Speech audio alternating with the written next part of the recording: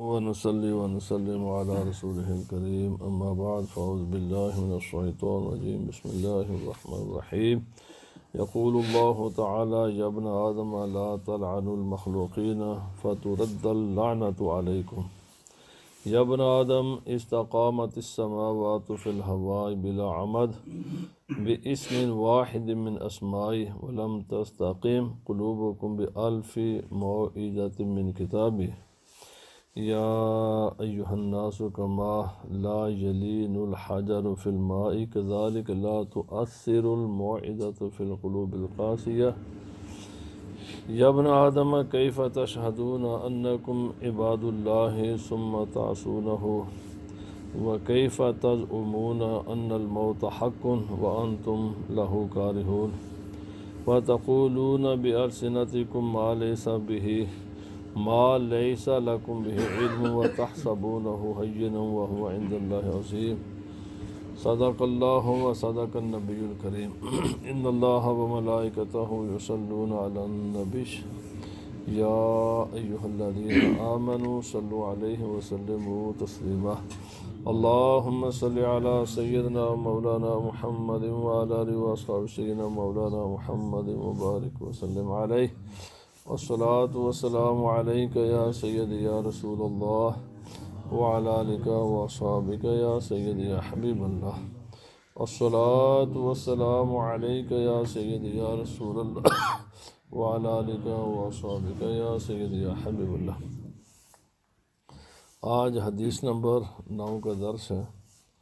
اللہ تعالیٰ فرماتا ہے کہ اے آدم کے بیٹے لا تلعن المخلوقین، جو اللہ کی مخلوق خدا کی پیدا کردہ جتنے بھی کائنات کی ہر چیز اللہ کی پیدا کردہ ہے، مخلوق کے بنانے میں کسی کا کوئی ذرہ برابر بھی حصہ نہیں ہے، چاہے کوئی یعنی وہ زندہ ہو، حرکت کرتی ہے حرکت نہیں کرتی، زمین پر ہے آسمان پر ہے، ہمارے علم میں ہے ہمارے علم میں نہیں ہے، گزر چکی ہے آئندہ ہوگی، جو مخلوق ہے وہ صرف اس کا خالق ایک واحد اللہ رب العزت کی ذات ہے۔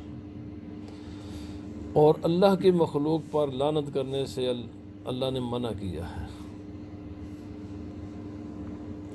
لعنت کا معنی کیا ہے؟ لعنت کا معنی یہ ہے کہ اللہ رب العزت کے بارگاہ میں یہ دعا ہوتی ہے کہ تو اس کو اپنی رحمت سے محروم کر دے، یہ ہوتا ہے معنی لعنت کا۔ اور لعنت سوائے کفر اور شرک کے سوا کسی پر جائز نہیں ہے، صرف اس پر لعنت بھیجنا جائز ہے کہ جس کا خاتمہ کفر پر ہوا ہے۔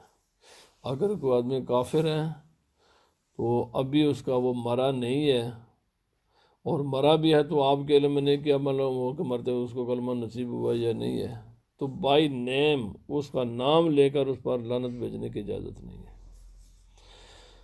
لعنت صرف ان پر بھیجی جا سکتی ہے کہ جن کے کفر پر خاتمے کا یقینی ہمیں علم ہے، جیسے فرعون ہے، ٹھیک ہے نا جی، چونکہ اس کا ذکر قرآن پاک میں ہے، اور شیطان ہے چونکہ اس کا ذکر قرآن پاک میں ہے، جن کے اسی طرح ابو جہل ہے چونکہ نبی پاک صلی اللہ علیہ وسلم وہ یقینی علم ہے کہ وہ کفر پر ہی مرا تھا، تو ایسے لوگوں پر لعنت بھیجنے کی اجازت ہے۔ لیکن اگر اس کے باوجود علماء کہتے ہیں کہ تمہارے پاس 2 راستے ہیں، ایک یہ ہے کہ فرعون پر لعنت بھیج دو، ایک یہ ہے کہ اس وقت نبی پاک صلی اللہ علیہ وسلم پر درود و سلام پڑھو، اللہ کا ذکر کرو، تو ان میں بہتر فرمایا بہتر یہ کہ نبی صلی اللہ علیہ وسلم درود پڑھ لو، پھر بھی بچو، اگر یہ اجازت ہے پھر بھی بچو۔ اور یہ لعنت ایک ایسی چیز ہے جس پر بھی بھیجی جائے گی۔ ایک صحابی تھے، انہوں نے سفر پر تھے تو آپ نے اونٹ پر لعنت بھیج دی، تو نبی پاک صلی اللہ علیہ وسلم نے انہیں اس پر سوار ہونے سے روک دیا،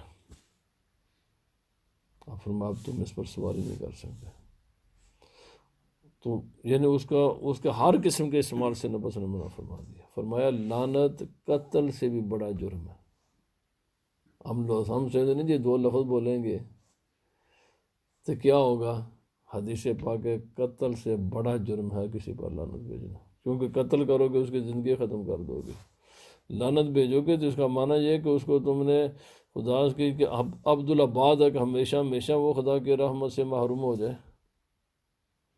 حالانکہ فرمایا اللہ پاک نے فرمایا رحمتی وسعت کل شیء، میری رحمت ہر چیز کو گھیرے ہوئے ہے، کائنات کی ہر چیز اللہ کی رحمت ہی سے ہے۔ تو اس لیے کسی پتھر پر، کسی جانور پر، کسی درخت پر، کسی انسان پر، کسی بھی پر لعنت بھیجنے کی بائی نیم اجازت نہیں۔ ہاں بائی صفت بھیج سکتے ہو، جیسے لعنت اللہ علی الکاذبین، لعنت اللہ علی الظالمین، بھائی جو جھوٹا اس پر لعنت ہے، جو ظالم ہے اس پر لعنت ہے۔ جھوٹ ایک صفت ہے، ظلم ایک صفت ہے۔ اور یہ کہہ سکتے جس کے ساتھ یہ صفت، یہ الگ بات ہے، لیکن یہ نہیں نام لے کر کہہ سکتے کہ فلاں انسان پر لعنت ہو، کیونکہ یہ لعنت کا مسئلہ بہت سخت ہے۔ اور اللہ حدیث قدسی فرمایا فَتَرُدَّ اللَّعْنَةُ عَلَيْكُمْ، یہ لعنت واپس تم پر پلٹ کر آئے گی، اگر تو وہ اس کا مستحق نہ ہوا تو لعنت۔ فرمایا یہ یاد رکھ لو کہ جو بھی انسان کے منہ سے لفظ نکلتا ہے نا، جو بھی لفظ نکلتا ہے اس کا ایک اثر ہوتا ہے، جو بھی انسان کے منہ سے نکلتا ہے اس کا ایک اثر ہوتا ہے، اور اپنا اثر کیے بغیر واپس نہیں ہوا لفظ آتا۔ یہ اصولی بات یاد رکھ لو کہ دنیا میں انسان کے منہ سے نکلا ہوا ہر لفظ کا ایک اثر ہوگا۔ اسی لیے نبی پاک صلی اللہ علیہ وسلم فرمایا اگر کسی آدمی کو کہہ دے تو کافر ہے، فرمایا وہ دنیا میں پھرتا ہے لفظ، تلاش کرتا ہے کہ اس آدمی نے کوئی کفر کیا ہے، تو اگر تو وہ لفظ پوری دنیا کا چکر لگا کر واپس ہے، بھئی اس آدمی نے تو کفر کبھی نہیں کیا، اللہ رب العزت یہ تو کافر نہیں ہے، یہ تو اہل ایمان ہے، فرمایا وہ لفظ واپس اس انسان کی طرف آ جاتا ہے۔ جو کسی کو کافر کہنے والا ہوتا ہے وہ خود کافر ہو جاتا ہے، اس آدمی کو پھر دوبارہ خود کلمہ پڑھنا چاہیے۔ تو کسی کو کافر کہنا یا کسی پر لعنت بھیجنا یا کسی کو بھی کوئی بھی لفظ زبان سے برا نکالنے سے پہلے 1000 بار سوچنا چاہیے کہ میں جو لفظ نکال رہا ہوں، اس لیے کہ جب یہ لفظ نکلے گا نا تاثیر کے بغیر واپس نہیں آئے گا۔ جس طرح ہم تیر پھینکیں یا گولی چلائیں، وہ اپنے شکار کو تلاش کرے گی، ہاں جب اس کا کوئی اس کے آگے نہ آئے تو اس کے بعد پھر وہ گر جائے گی، لیکن جب تک اس کے آگے کوئی بھی چیز آئے گی، درخت آئے گی تو درخت کو زخمی کر دے گی، جانور آئے گا تو جانور کو ختم کر دے گی، انسان آئے تو انسان کو ختم کر گے، جہاں اس نے گرنا جب تک وہاں نہیں پہنچے گا اس کا اثر ضرور ہوگا۔ اسی لیے عربی زبان میں کلام کہتے ہیں، کلام کا معنی ہوتا ہے زخم کرنا، گفتگو کو کلام کہتے ہیں، کلام کا معنی ہوتا ہے چیرنا پھاڑنا، کہ جب انسان اپنے منہ سے یہ لفظ نکالتا ہے نا تو یہ الفاظ چیر دیتے ہیں ہر چیز کو۔ یہ بڑے اس لیے آج کل لوگوں نے خاص کر اطلاع کے مسئلے میں بے شمار معاملات میں زبانیں اس قدر دراز کرنے، خاص کر اس میڈیا نے ہر صبح سے لے کر شام تک چپ چپ چپ چپ چپ کرتے کر کے لوگوں کی عادتیں بن گئی ہیں۔ آج تو ایک منٹ بھی نہ کوئی بڑا ہے نہ کوئی چھوٹا رہ گیا ہے، نہ کوئی باپ ہے نہ کوئی اولاد ہے، نہ کوئی عالم ہے نہ کوئی جاہل ہے، ہر آدمی جس کا جو دل چاہے وہ منہ سے ہر وقت وہ تبصرے کرتے رہتے ہیں۔ اللہ کے بندو یہ یاد رکھ لو، انسان کو بات کرنے سے پہلے خوب غور و فکر کر لینا چاہیے کہ میں کیا بات کر رہا ہوں، کس کے بارے میں بات کر رہا ہوں۔ تو خاص کر کے لعنت کے بارے میں فرمایا اگر وہ اس کا مستحق نہ ہوا تو وہ خود واپس۔ اسی طرح دیکھو نبی پاک صلی اللہ علیہ وسلم ہر بات کا ایک اثر ہے، اور جہاں سے وہ تیر نکلا ہے بات کا واپس ادھر ہی آئے گا۔ اگر نبی فرمایا اپنے ماں باپ کو گالی نہ دو، اور بہت بڑا گنہگار ہے وہ انسان، بہت بڑا مجرم ہے وہ انسان جو اپنے ماں باپ کو گالی دے۔ تو صحابہ کرام نے عرض کی یا رسول اللہ صلی اللہ علیہ وسلم کوئی ایسا بھی انسان ہے دنیا میں جو اپنے ماں باپ کو گالیاں دیتا ہے؟ یعنی میں کہتا ہوں وہ جہالت کا زمانہ، یعنی کفار سے بھی ماں باپ کو گالی دینے کا کوئی تصور نہیں تھا، اسی لیے تو صحابہ کرام کو یہ نہیں کہ چلو ہم تو نہیں دیتے، ہم مسلمان ہیں، کافر تو دیتے ہوں گے نا۔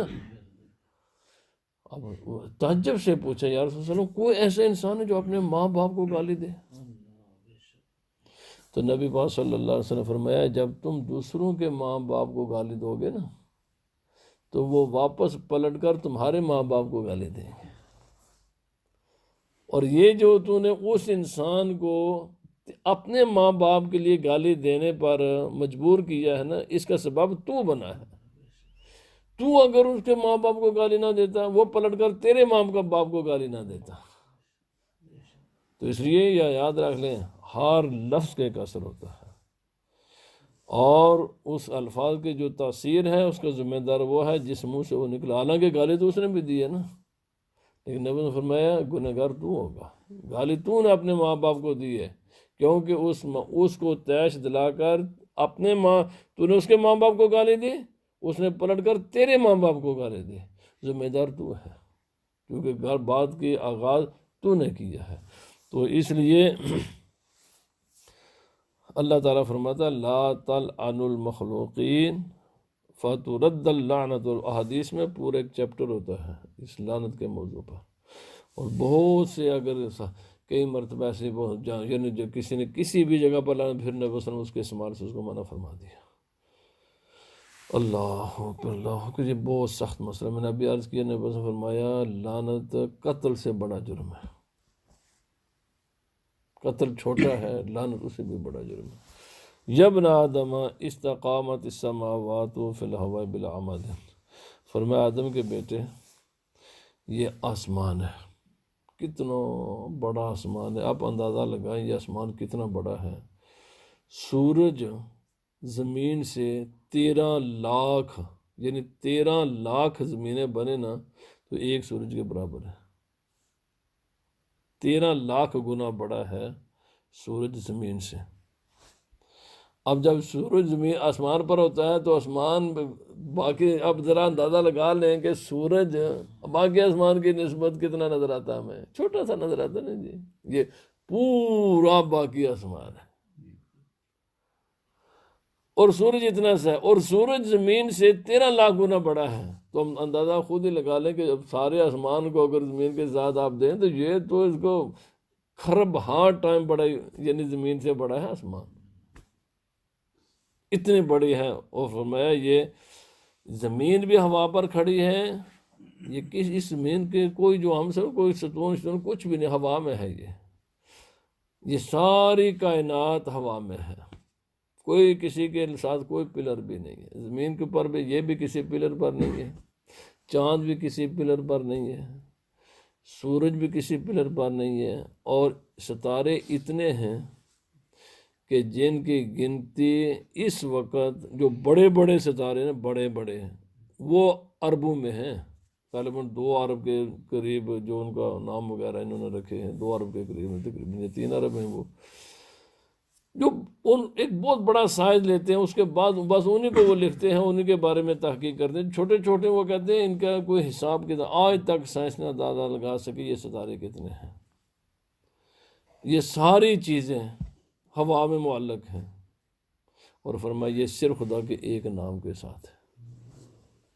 خدا تعالیٰ کے ایک نام نے ان کو ساری کائنات کو قائم رکھا ہوا ہے، اللہ لا الہ الا هو الحی القیوم۔ یہ جو قیوم کا لفظ ہے نا، یہ خدا کی صفت ہے نا، قیوم خدا کی صفت ہے نا، قیوم، یہ اسی نے ساری کائنات کو قائم رکھا ہوا ہے۔ فرمایا یہ آسمان قائم ہو گیا، زمین قائم ہو گئی، ستارے قائم ہو گئے، سورج چاند قائم ہو گیا، ہر چیز خدا کے ایک نام پر کھڑے ہو گئے، ایک نام پر ہیں یہ، اور ہوا میں ہیں، اور ایک بال کے برابر بھی یہ خدا کے حکم سے روگردانی نہیں کرتے۔ اب دیکھنا ہر وقت یہ حرکت میں رہتے ہیں، ہر وقت یہ ساری کائنات حرکت میں رہتی ہے۔ یہ زمین پر ہماری گاڑیاں حرکتیں کرتی ہیں نا، ایکسیڈنٹ ہو جاتے ہیں نا، اعلیٰ زمین پر ہیں، سارے معاملات ہیں، انسان بیٹھا ہو، لیکن یہ ساری کائنات حرکت کر رہی ہے لیکن ایکسیڈنٹ نہیں ہوتا۔ یہ خدا کے ایک نام کی برکت، ایک نام کے۔ فرمایا قرآن حکیم میں 6666 کے لگ بھگ آیتیں ہیں۔ خدا نے ساری کائنات کو ایک نام کے ساتھ تو قائم کر دیا، اور 6666 آیتیں تیرے لیے اتاری ہیں۔ یہ 6666 آیتیں تجھے سیدھا نہیں کر سکی میرے بندے، میں نے تو ساری کائنات کو ایک نام کے ساتھ قائم کیا ہوا ہے، اور تیرے لیے میں نے 6000 سے زائد آیتیں اتاری ہیں۔ وہ 6000 آیتیں پڑھ کر بھی تو سیدھا نہیں ہوا۔ اللہ پاک نے فرمایا انا عرضنا الامانۃ علی السماوات والارض والجبال فابین ان یحملنها واشفقن منها وحملها الانسان۔ اللہ رب العزت نے یہ جو انسان پر بوجھ رکھا ہے نا، اپنی عبادت کا، اپنے ذکر کا، ذمہ داریوں کا، فرائض کا، واجبات کا، حرام سے بچنے کا، اللہ تعالیٰ نے یہ بوجھ رکھا تھا۔ زمین کو کہا پہ اٹھاؤ گے میری یہ ذمہ داری؟ زمین نے کہا نہیں۔ آسمان کو کہا اٹھاؤ گے؟ نہیں یار، ہم برداشت نہیں کر سکتے، یہ زیادہ ہے۔ پہاڑوں کو کہا اٹھاؤ گے؟ یا اللہ پاک ہماری طاقت ہے۔ انسان سے کہا اٹھائے گا؟ فرمایا تو نے کہا جی میں اٹھاؤں گا۔ تو فرمایا تو نے میرے ساتھ وعدہ کر کے آیا نا، تو نے خود ہی کہا تھا نا۔ میں نے تو زمین سے بھی کہا، زمین نے کہہ دیا بھائی میں نہیں اٹھا سکتے، آسمان نے بھی کہا تھا میں نہیں اٹھا سکتا، پہاڑوں نے بھی انکار کر دیا، ہم نے یا اللہ یا ہم میں اتنی طاقت نہیں ہے۔ اور جب تجھے میں نے کہا کہ یہ نماز پڑھنے کا بوجھ اٹھائے گا، تو نے کہا پڑھوں گا۔ مجھے اللہ سب ربی کو تو خدا مجھے مانے گا، میں نے کہا تو نے کہا تھا میں مانوں گا۔ زکوٰۃ دیا کرے گا، یہ بوجھ اٹھائے گا، تو نے کہا اٹھاؤں گا۔ فرمایا جب تو نے ادھر میرے ساتھ وعدہ کر کے آیا ہے، آج انکار کیوں کرتا ہے؟ فحملها الانسان، جس ذمہ داریوں کا سب بوجھ انسان نے خود تو نے مجھ سے لیا تھا۔ انہ کان ظلوما جہولا، انسان کیونکہ تجھے جاہل ہے، تجھے پتہ نہیں تھا کہ میرے احکام کا کتنا بڑی ذمہ داری ہے تجھے پاس، اور تو نے اپنے نفس پر خود ہی ظلم کرتا ہے۔ تو جب لے لیا، جب ایک میرے ساتھ تیرا وعدہ ہو گیا، ایک ایگریمنٹ ہو گیا، تو نے خوشی کے ساتھ ان چیزوں کو قبول کر لیا، تو اب بھاگتا کیوں ہے؟ اب عمل کر اس پر۔ فرمایا لم تستقم قلوبکم بألف موعظۃ من کتابی، ہزاروں میری کتاب میں وعظ و نصیحت کی باتیں ہیں، ان میں سے تو ایک پر بھی عمل نہیں کرتا۔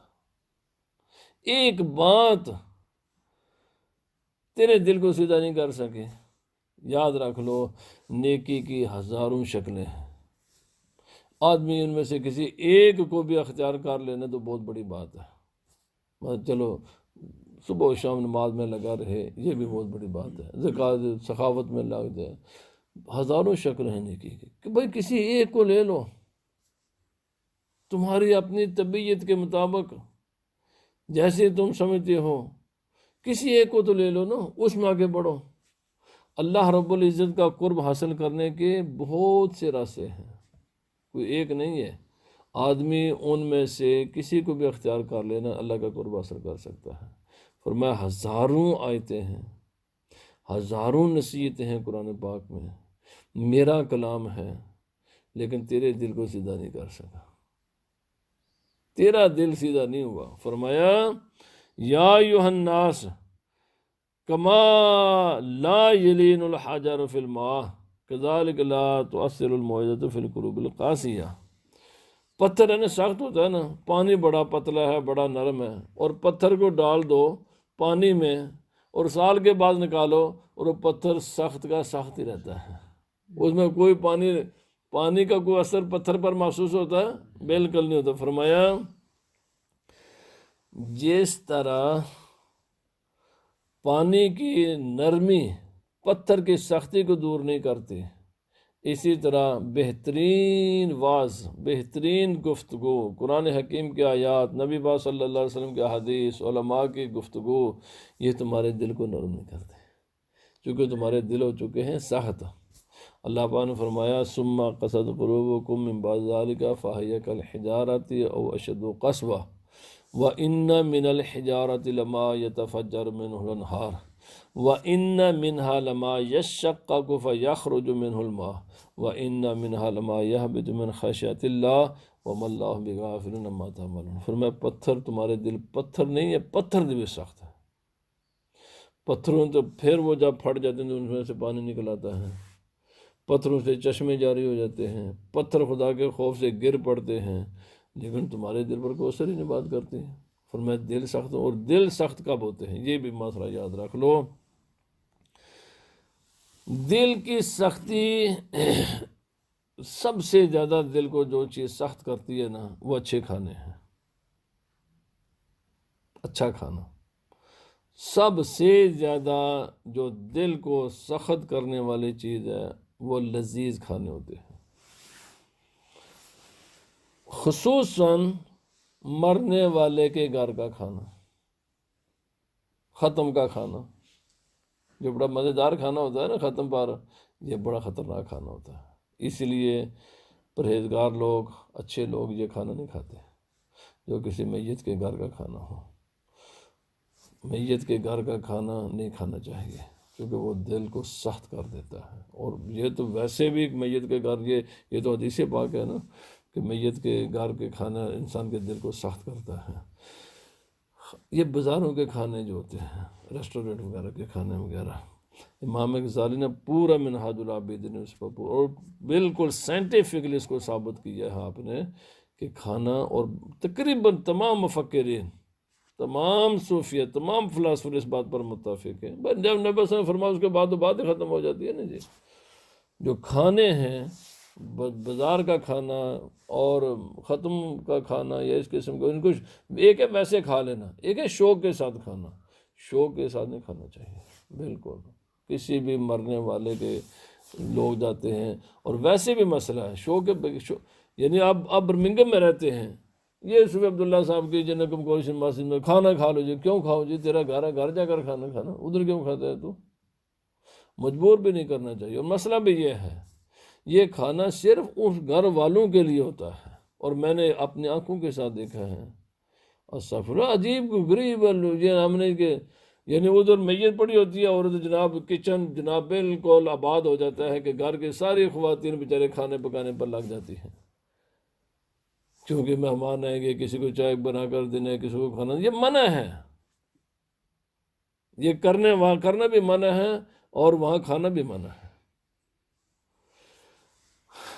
مسئلہ یہ ہے کہ جو پڑوسی ہوتے ہیں نا جی، اور یا جو رشتہ دار ہوں، ان کو کھانا بنانا چاہیے، اور کس کے لیے بنانا چاہیے؟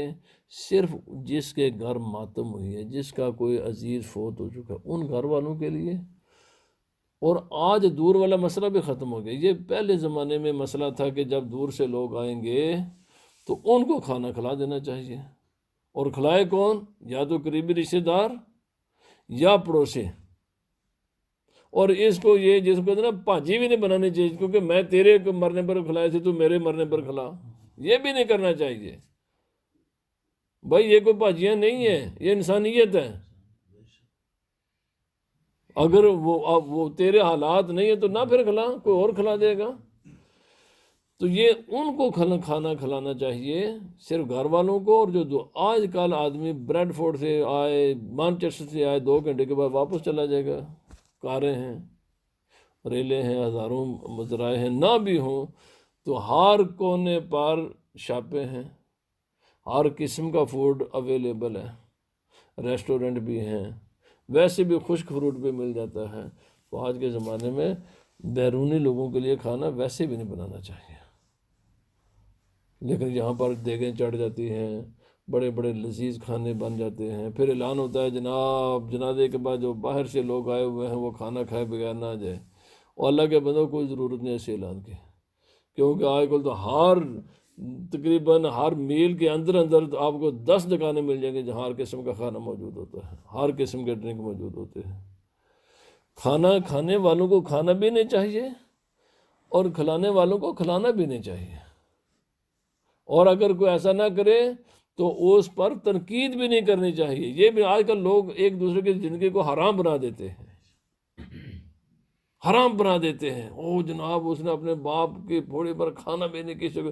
بھائی تجھے کیا ہے، کیوں ایسی باتیں کرتے ہو؟ جتنا شریکہ پان ہے نا وہ سارا ختم کر جناب. اس کے پھر او اللہ کے بندو یہ چیزیں نہیں ہیں، اسلام ان چیزوں کی اجازت نہیں دیتا. یہ تو بات ہے نا مرنے والے کے کھانے نہیں کھانا بھی نہیں چاہیے کھانا، اور کسی کو مجبور بھی نہیں کرنا چاہیے. اور اگر کھائے تو اس کھانے کو دل سے محبت کر کے نہ کھائے. چلو یار اس کی چونکہ اس کی دل شکنی ہوگی، جن لوگوں نے بنا لیا ہے اب یہ اتنا کھانا بنا کون کھائے گا، میں بھی نہیں کھاؤں گا تو کون کھائے گا، ہم لوگوں نے کھانا ہے نا جی. تو اس نیت کے ساتھ کھا لیں کہ چونکہ یہاں پر تو اتنا کھانا ان لوگوں نے، چلو انہوں نے تو کر لیا تو اب اس کو پھینکیں گے تو صحیح، یہ پھینکنا بھی منع ہے تو چلو ہم کھا لیتے ہیں. اس نیت سے تو کھا بھی لے کوئی تو کوئی حرج بھی نہیں ہے. لیکن میں نے پہلے عرض کیا یہ دل کو سخت کرتا ہے کھانا. دوسرا، ہر وقت اچھا لباس پہننا، اچھا مکان کا سوچنا. اچھا یہ جو نا دنیا کے معاملات کو زیادہ سوچنا یہ انسان کے دل کو سخت کر دیتا ہے، پتھر کی طرح کر دیتا ہے. اسی لیے علامہ اقبال نے ذکر فرمایا جو آدمی جتنا امیر ہوگا اتنا، میں نے فرمایا میں نے آج تک کسی پیسے والے کی آنکھ میں آنسو نہیں دیکھے. یہ کیا ہے جی غریبوں پر رونے کو فرض ہے، امیر کیوں نہیں روتے؟ اور یہ بالکل بات سچی ہے. میں عرض کرتا ہوں میں نے میری بھی جو زندگی میں نے یہ تجربہ کر کے دیکھا ہے.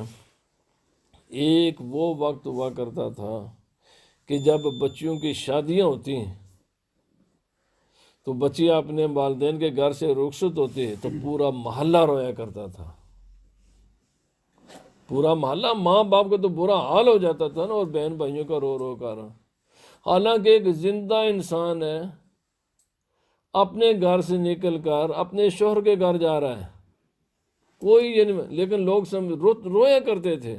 میں خود کہتا ہوں جب ہم مدرسے میں پڑھنے کے لیے جاتے تھے اپنے گاؤں سے تو یہ نہیں کہ رشتہ دار غیر رشتہ دار بھی حالانکہ انہیں پتہ تھا کہ 6-7 مہینے کے بعد واپس آ جائیں گے. یقین کریں اتنا رویا کرتے تھے، ایسے رویا کرتے تھے کہ جیسے.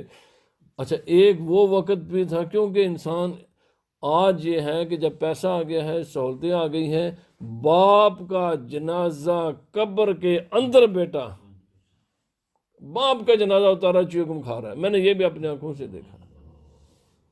اب مجھے بتاؤ چیوگم ہو انسان کے منہ میں اور لاش اتار رہا ہے اپنے باپ کی قبر میں اور آنسو کا ایک نام و نشان بھی نہیں. کیوں جی؟ دولت ہے، دولت ہے نا جی. دولت انسان کے دل کو سخت کر دیتی ہے.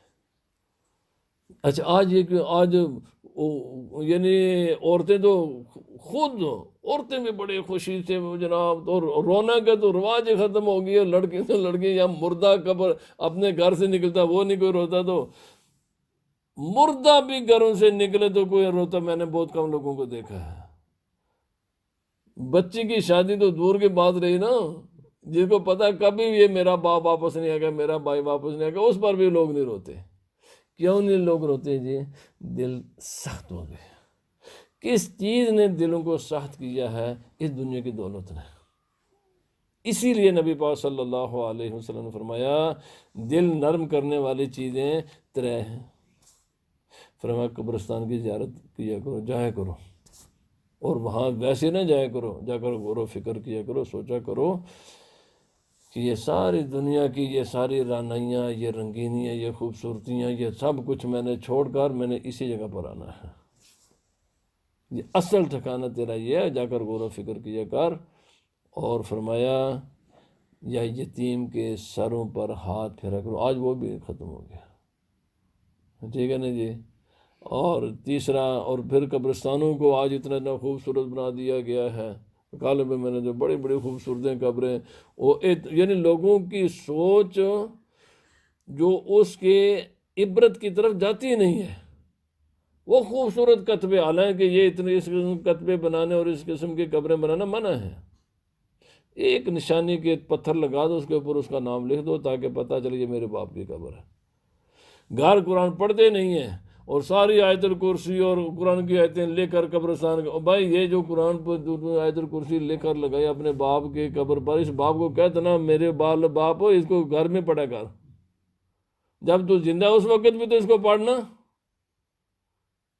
جب زندہ ہوتا ہے، جب آدمی زندہ ہوتا ہے تو باپ کو 10 پاؤنڈ بھی دینے کی توفیق انسان کو نہیں، اور جب ہوتا ہے تو 10,000 روپیہ اس کے ختم پر لگا دیتا ہے، یا جناب مسجد میں اعلان کر دیا، او فلانے نے جناب اتنا 1000 پاؤنڈ دے دیا، اور یار یہ جو 1000 پاؤنڈ ماسک کو دیا، بہتر تن تو اپنے باپ کو دے دیتا زندگی میں، اس کی خدمت سیوا کرتا نا، یہ 1000 پاؤنڈ دے کر۔ آج جو تو بڑا قرآن کی آیتیں لے کر تو نے لگا دی ہیں باپ کے قبر کے سرہانے، تو یہ کبھی تو بھی تو پڑھ نا، باپ سے بھی کہتا نا، یا باپ بھی کہہ دیتا کہ خود زندگی میں بھی میں نے اس کو پڑھنا ہے، قبرستان کے کتبہ لگانے کی اتنی اجازت ہے کہ اس پر نام لکھا ہو، یہ پتہ چلنے کے لیے کہ یہ میرے باپ کی، میرے بھائی کی، میرے بیٹے کی، میرے دوست کی قبر ہے، بس۔ یہ جو ہم بڑی بڑی خوبصورتیں قبروں اتنے 4,000 اچھا پھر یہ ہے کہ آج کل ایڈورٹائزمنٹ ہے، میں ٹی وی پر دیکھتا ہوں جی، وہ نو سٹون کا اتنے سے شروع ہوتے، اتنے ٹی وی پر اب ہر چیز کو تباہ و برباد کر کے ہم نے رکھ دیا۔ بھائی قبر کا سٹون کی ایڈورٹائزمنٹ، یہ اگر بزنس نہیں ہے تو پھر کیا ہے؟ ایڈورٹائزمنٹ کس کام کے لیے ہوتی ہے؟ یہ کیا چیزیں ہیں؟ ہم کاروبار بنا دیا، مذہب کو بھی کاروبار بنا دیا۔ اور پھر میں نے دیکھا یہ استغفر اللہ، مجھے نہیں پتا کسی نے مجھے بھیجا، تسبیحاں خنزیر کی ہڈی سے بنا کر چائنا میں، اس کے اوپر اللہ رسول کا نام لکھا ہوتا ہے۔ اب تو مجھے کو لوگ دے دیتے ہیں، مجھے بہت پریشانی ہوتی ہے کہ اس تسبیح کو کیا کریں یار، چونکہ ادھر کہتے ہیں جی چائنا بناتا ہے، اور وہ خنزیر کی ہڈیوں سے بھی بنا دیتا ہے۔ یہ نہیں اندازہ لگا نا جی کیا کیا ہے، یہی حال معاملات، جتنے مذہبی معاملات ہیں ان کو بھی کاروبار اچھا، یہ قرآن کی آیتیں لکھی ہوئی چائنا بنا، اب وہ کافر لوگ ہیں، اور بازاروں میں ہمارے لوگ ایک وہ پھر شو پیس لا کر دیواروں پر لگا دیتے ہیں۔ اللہ کے بندو، جی اس قرآن کو تو نے اس پیس پر اس کے اوپر عمل بھی تو کرنا، اس کو خود بھی کھول کر تو پڑھنا۔ یہ سب بزنس میں، اور ان کے اسی طرح بازاروں میں جناب وہ ٹیپ ریکارڈ لگے تھے، میں نے کہیں نہیں منع کیا، وہ اللہ کے بندو ہر جگہ ہر کام کا ایک مقام ہے۔ بازار میں تلاوت نہ لگایا کرو، یہاں پر نعتیں نہ لگایا کرو، یہاں لوگ تیری نہ سننے کے لیے نہیں آتے، نہ تو سننے کے لیے آیا ہے، نہ جو یہاں سودا خریدنے کے لیے آیا وہ آیا ہے، تو بھی آیا ہے پیسہ کمانے کے لیے، وہ آیا ہے پیسہ خرچنے کے لیے۔ جس کام کے لیے جگہ اس کو اسی کام کے لیے استعمال کرو۔ تلاوت دکانوں پر نہیں لگانی چاہیے، نہ نعتیں لگانی چاہیے، گانے بھی نہیں لگانے چاہیے، جو کام ہے اس کام کے غرض رکھو۔ تلاوت کرنی ہے تو گھر میں کرو، نعتیں سننی ہے تو گھر میں بیٹھ کر سنو۔ یہاں کے لوگ اچھا پھر باتیں وغیرہ جی کیا ریٹ ہے جی، ادھر نعت لگی ہوئی ہے، یہ گستاخی نہیں ہے، یہ بیعت بھی نہیں ہے۔ بھائی ہر کام کا ایک، نبی پاک صلی اللہ علیہ وسلم فرمایا انزل الناس علی منازلہم، ہر آدمی کو اس کے اپنی جگہ پر رکھو۔ باپ کی جگہ بیٹا نہیں لے سکتا، بیٹے کی جگہ باپ نہیں لے سکتا، ہر ایک کا عالم کی جگہ جاہل نہیں لے سکتا، جاہل کا جو ہر ایک کا ایک مقام ہے، ہر ایک کو اس کی جگہ پر رکھو۔ اس طرح قرآن پڑھنے کی بھی ایک جگہ ہے، نعتیں سننے کی بھی ایک جگہ ہے، ہر چیز کے ایک مقام ہے، جو جس کے جو مقام ہے اس کو اسی مقام پر رکھو۔ تو فرمایا تو اس کا علاج کیا ہے؟ فرمایا قرآن حکیم کو پڑھو، یتیموں کے سروں پر ہاتھ پھیرو، قبرستان کی زیارت کیا کرو، روزے رکھا کرو، کوشش کرو کھانا تھوڑا کھاؤ، اور جو بھی کھانا کھاؤ وہ گھر کا کھانا کھانا چاہیے۔ اور خواتین کو تعلیم دو کہ جب بھی آٹا گوندیں تو بسم اللہ پڑھا کریں، جب سالن بنائیں تو بسم اللہ پڑھیں، اور جب بھی تو بسم اللہ پڑھ کر اپنے فیملی کے ساتھ بیٹھ کر کھانا کھاؤ، اور وہ بھی تھوڑا کھانا کھایا کرو، کیونکہ کھانا کھانے سے انسان کا دل سخت ہوتا ہے، اور دوسری اس دل کو سخت کرتی ہے جہالت۔ حضرت علی رضی اللہ تعالیٰ عنہ آپ نے فرمایا جو آدمی 3 دن گزر جائیں اور وہ کوئی علم کی بات نہ سیکھے، فرمایا وہ مردہ ہے، انسان کا دل مر جاتا ہے۔ جس طرح یہ سبزوں کو پانی کے بغیر جس کی ہریالی نہیں ہے، اسی طرح علم کے بغیر دل میں جو ہے نا دل کی نرمی نہیں ہو سکتی، دل کی نرمی علم سے ہوتی ہے، اور علم سے مراد دین کا علم ہے، قرآن کا علم ہے، حدیث پاک کا علم ہے، اسلام کا علم ہے۔ تو آخری بات ہے جو کہ وقت نے فرمایا یا ایھا الناس کما، فرمایا یا ابن آدم کیف تشہدون انکم عباد اللہ ثم تعصونہ، اے آدم کے بیٹے کہتا ہے میں اللہ کا بندہ ہوں، لیکن اسی کی نافرمانی کرتا ہے جس کا تو بندہ ہے. کیسے، کیوں؟ اور فرمایا کیف تزعمون ان الموت حق وانتم کارہون، کہتا ہے کہ موت بڑی حق ہے لیکن تو اس کو پسند نہیں کرتا. تقولون بألسنتکم ما لیس لکم بہ علم، زبانوں سے باتیں بڑی اچھی کرتے ہو اور کرتے وہ ہے کہ جس کا تمہیں علم نہیں ہے. اب کسی بھی مجلس میں بیٹھ کر دیکھ لو، پوری دنیا کی باتیں کریں گے، ان سے کوئی ایک سوال علم کا کر لو نا تو سب ٹکوسلے. فرمایا یاد رکھ لو ٹکوسلوں سے، فرمایا لا تقف ما لیس لک بہ علم ان السمع والبصر والفؤاد. اللہ پاک نے فرمایا جس بات کا تمہیں علم نہیں ہے اس کو زبان سے نہ نکالو، بات وہ کرو جس کا تمہیں علم ہو، کیونکہ قیامت کے دن اللہ تمہیں تمہاری زبان کے بارے میں بھی پوچھے گا، کان کے بارے میں پوچھے گا، اور تمہارے باقی اعضاء کے بارے میں پوچھے گا.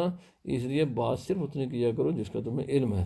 تم سمجھتے یہ بڑی لائٹ سی بات ہے، مجلس کو ہم ذرا گرم کریں گے، مگر فرمائے تیری یہ مجلس تو گرم ہوگی مگر اس کا رزلٹ بڑا برا ہے. بات اتنی کیا کرو جتنی علم ہے، اور جو بغیر علم کے بات کرنے کو حقی معمولی نہ سمجھو، یہ بہت بڑا جرم ہے بغیر علم کے بات کرنا. میں نے کل بھی ٹی وی پر بات کی، آج کل یہ مسئلہ ہے کہ 2 کتابیں پڑھ لی، واز کرنا شروع کر دیا، بڑے بڑے حکم لگانے شروع کر دیتے ہیں. اس قسم کا واز کرنا بھی حرام ہے، ایسے واعظین کو بلانا بھی حرام ہے، ایسے واعظین کا واز سننا بھی حرام ہے. پہلے چیک کر لیا کرو کہ جس کو ہم نے واز کی دعوت دی ہے اس کے پاس کوئی سند وغیرہ بھی ہے کہ نہیں ہے، علم کے مقام بھی ہے اس کا کہ نہیں ہے. پہلے اس کو تھوڑا سا کچھ نہ کچھ علم، اور اگر کوئی کرے تو اس کو چونکہ آئے گا لوگوں کی توجہ نہیں رہے گی، ہم بھی مجبور ہیں، تو اس لیے اس کو پابند کریں کہ کتاب سے واز کریں. آپ نے اور پھر کوئی واز و نصیحت تو کر لیا کرے، حکم نہ لگایا کرے. جو حکم لگانا یہ بڑے صرف علم والے لوگوں کا کام ہے. اس لیے کہ آج اتنا فتنہ فساد دنیا میں پھیل گیا ہے، اور اس کی وجہ یہ ہے کم علمی. اور کم علمی کی وجہ سے انسان بات ایسے کرتا ہے کہ جیسے اس کو پورے دین کا علم ہزاروں دیگر احکام کو ایک حلال کام کرنے کے لیے 10 وہ حرام کام کر جاتا ہے، ایک نیکی کمانے کے لیے 10 وہ برائیاں کر جاتا ہے. اللہ کے بندوں کسی بھی بات کا حکم لگانا یہ آسان کام نہیں ہے، یہ علماء کا کام ہوتا ہے، چونکہ وہ ہر طرف نظر دوڑا کر اس میں سے جو ایک صورت نکلتی ہے وہ بیان کرتے ہیں. اللہ پاک مجھے بھی آپ کو بھی عمل کی توفیق عطا فرمائے. وما علینا الا البلاغ. الصلاۃ والسلام علیک یا سیدی یا رسول اللہ وعلی آلک واصحابک یا سیدی یا حبیب اللہ. الصلاۃ والسلام علیک یا سیدی یا رسول اللہ